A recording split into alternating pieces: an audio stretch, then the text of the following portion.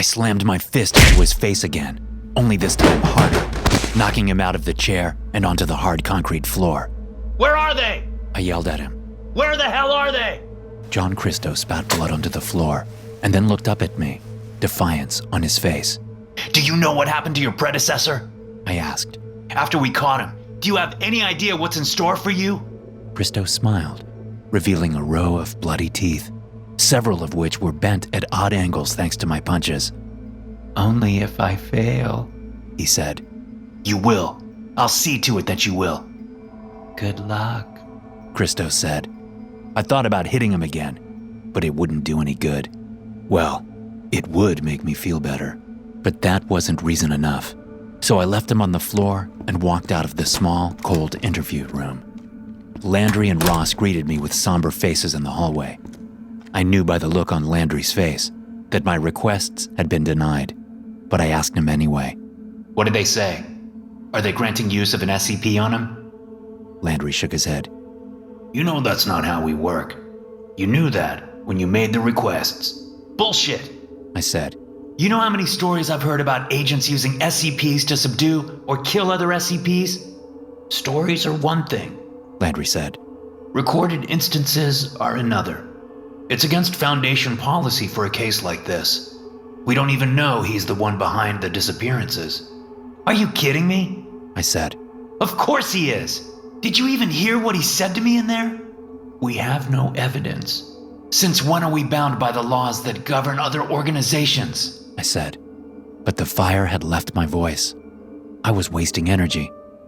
Sorry, Foster, Landry said. It's not going to happen.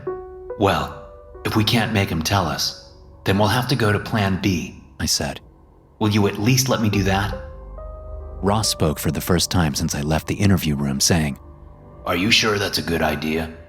It's the only way, I said. The longer we wait, the more people die. You don't even know if they're still alive, Landry said. You could just be killing yourself.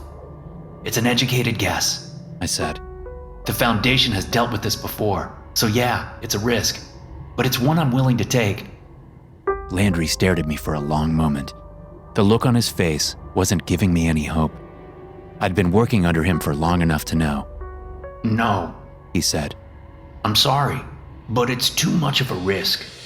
I had to work hard to keep my fists from clenching. My jaw, I could do nothing about. The muscles there bunched, my teeth pressing against each other. I took a breath. There are over 300 people missing, I said in a low growl. And if I'm right, they're still alive. Most of them anyway. Just like the first time the Foundation tackled this back in 1999. If they had gotten to them sooner, they could have saved so many lives. I let that hang in the air for a moment before continuing. Over 300 people, Landry. If I'm wrong, I die, one person. But it gets you closer to the truth. If I'm right, we get to save them. And then we have the evidence we need to put that asshole Christo in a dark hole for the rest of his life. Christ, Foster, Landry said. Fine. You have my approval. Thank you. Ross, let's go, I said, reaching out and grabbing him to go before Landry changed his mind. Setting it up was easy. We knew the disappearances had been happening with houses sold by Mill and Martin Realty. So all we had to do was buy a house from them and then set me up in it. Unlike many other realty companies, Mill and Martin owned all the houses they sold. As far as we could tell, they bought houses under the guise of fixing them up and then sold them for cheap. They could do this because they sold the houses over and over again, sometimes once every 2 months, depending on how quickly the owners went missing. Mill and Martin served the Austin, Texas area, where houses had been skyrocketing in value for nearly a decade. It was almost as bad as California, with small ramshackle houses selling for upwards of $300,000. Luckily, the Foundation had money.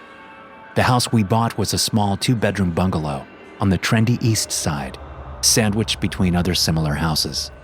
Somehow, the people who bought and lived in these Mill and Martin houses disappeared. Then, through anomalous means, the house was sold back to Mill and Martin, the relevant paperwork changing automatically. It was a scam that was making someone rich. We weren't sure if it was the CEO, John Christo, or someone else. We had guys chasing the finances, but they hadn't fully untangled that particular digital web yet. And in a market like Austin, where real estate was in high demand, the company was making a killing. I moved in soon after purchasing, arriving with a moving truck full of furniture that had been sitting in one of the many Foundation-owned storage facilities. I wanted everything to look normal, like I was just a regular, late-20s professional moving to Austin to work in the burgeoning tech sector. This meant that we had to be careful about installing cameras. Luckily, it wasn't hard for the Foundation tech guys to gain access to the typical home security cameras I installed, like any security-conscious homeowner would. They also had access to my laptop and desktop cameras, as well as my phone camera. That way, they could at least see some of what went on in the house. I knew that most of the disappearances happened within 30 days, so I settled into a routine, waiting to be taken, hoping that I could remember who I was when I got there, if I got there. The disappeared people rescued by the Foundation back in 1999 had been in some kind of trance, so I hoped that my knowledge of the SCP would neutralize the trance and allow me to do my job. Exactly 15 days after I moved into the house, I was walking out of the kitchen with a cup of coffee. I stepped into the living room and stopped, realizing something was wrong. The furniture was all there, all placed exactly where it should be, so that wasn't it. Something in the back of my mind, a seductive voice that was at once foreign and familiar, told me that all was well. And for a second, I believed it. I took another couple of steps into the living room to sit down and read. A kind of warm happiness came over me, a feeling of pride that comes from owning a home in a neighborhood that you love. I looked out the window at my neighbors across the street. They were in their front yard, sitting in the sun, guns resting on their laps. I smiled at them and raised my hand in greeting. Then I turned back and grabbed my book. Guns, a voice in my head said. Why do they have guns? This was a voice I knew well, one that had been with me since I could remember. I paused, that warm feeling growing stronger, as if trying to drown out my doubts. I closed my eyes and shook my head, repeating the question, why do they have guns? Over and over again in my mind. I clenched my jaw, trying to focus. All the while, that warm bliss wanted to surround me. My cup of coffee was in my right hand, and my book in my left. I opened my eyes and dumped the coffee on my leg, the sharp pain of the hot liquid bringing me fully back to myself. I stood up, dropping both the book and the empty cup. There were no walls around me, no windows. The furniture was here, but I was no longer in the house. I looked across at my neighbors, who were still sitting in front of their house. Only there was no house. There was just a collection of furniture, arranged as it would have been had there been a home there. There was no yard, no sidewalk, no street, just a wide expanse of concrete between me and them. Looking up, I saw bright lights that approximated sunlight, but they were fixed to a ceiling high above. We were in some kind of sprawling warehouse, just like the people rescued years earlier had been. A look to my left revealed another non-house next door, with people sitting on the couch, watching television. There were 3 kids, a man, and a woman. A glance to my right revealed another collection of furniture and another family. These people were sitting down, eating a meal. Stepping out of the living room, through the area where a wall would have been, I walked to where the street would have been in a normal neighborhood. There were people and furniture stretching down to the end of the huge warehouse. It was the same in the other direction. As far as I could see, there were people living in imaginary homes. And while I could see one wall of the warehouse clearly, the other 3 were too far away. There's way more than 300 people here, I thought. I ran back to my bedroom furniture and grabbed my gun out of the dresser and my cell phone from the bedside table. I looked into the phone and said, "Track me." I didn't know if they could still access the camera feed, but if they could, they were probably already on their way. As I walked across to the neighbor's house, the ones eating, I tucked my gun in my back waistband. As soon as I stepped into their dining room, all 4 of them screamed. Where did you come from? The father, a portly man with thinning hair, said. I realized that, to them, I just appeared in their dining room out of nowhere. Look around, I said. This isn't your house. There are no walls, no windows. I need to get you out of here. The two young kids, a boy and a girl, looked up at me in terror. Their frightened mother looked between me and her husband. Get out of my house, the man said, standing up from the table. Get out now! He reached down beside the table, grabbing a shotgun that I hadn't seen propped there. He had it on me before I could react. Okay, I said, putting my hands up. I'm sorry. I'm your new neighbor. Your door was open. I'm sorry. Get out! Okay, I'm going. As I backed away from the table, I caught a glimpse of what they were eating. In the middle of the table sat a baked and carved up human leg. Much of the thigh had been eaten already, and someone had taken a slice out of the calf. I moved out toward where the front door would be and left the house. Once I was out where the street would be, I turned around and saw the man staring, although his shotgun was no longer trained on me. The nearest warehouse wall was about 100 yards away, so I ran that way, hoping to find a door so I could leave and contact the Foundation. As I passed by the non-houses, people inside of them stared at me, all of them holding weapons of some kind. Some of the non-houses were empty, and I figured these were the unlucky people who were being eaten so the others could survive. Maybe that's why they all had guns. Survival of the fittest. Be polite, but carry a big stick kind of thing. It was all part of the SCP. The closer I got to the wall, the more agitated these people seemed to get. They started walking out toward me, their faces full of hateful intent. I came to the wall and found a door, but it was locked. Meanwhile, people were gathering behind me, asking me what the hell I was doing, telling me to stop. I ignored them, trying to think what to do. It was a metal door with a large lock for which I needed a key that I didn't have. Sensing someone step up next to me, I turned from the door to see the barrel of a pump-action shotgun in my face. An older woman with stringy blonde hair holding it. Just what the hell do you think you're doing? She asked. You don't open the gates. You never open the gates. You trying to let the thugs and hoodlums in? No, ma'am, I said, looking from her to the angry crowd around. She was close to me, which was her big mistake. I whipped my right hand up, slapping the barrel out of the way just before she fired, the blast going over my left shoulder and hitting someone behind me. My eardrum exploded with pain as I yanked the shotgun away from the woman.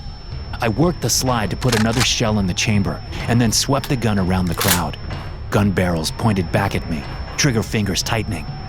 I don't want to hurt you, I said. Out of the corner of my eye, I saw a man stiffen. I stepped left and swung the shotgun right, firing at him as he shot his rifle at me. The shotgun blasted a hole in his chest while his shot just missed me. Without missing a beat, I had another shell in the chamber and was sweeping the shotgun around the crowd again. How many will it take? I said. I'm just trying to leave, goddammit. That's all. Most of the people looked scared, hesitant. I knew this was my chance. I swung the shotgun to the door and pulled the trigger, blasting the lock apart. When the people behind me opened fire, I was already moving, kicking the door open and juking through, putting the wall between me and them. Turning around, I put the shotgun on the open doorway, ready to fire if anyone came through. But no one did. The area I was in was small, leading only to a staircase that went up into the dark. Toward the surface, I figured.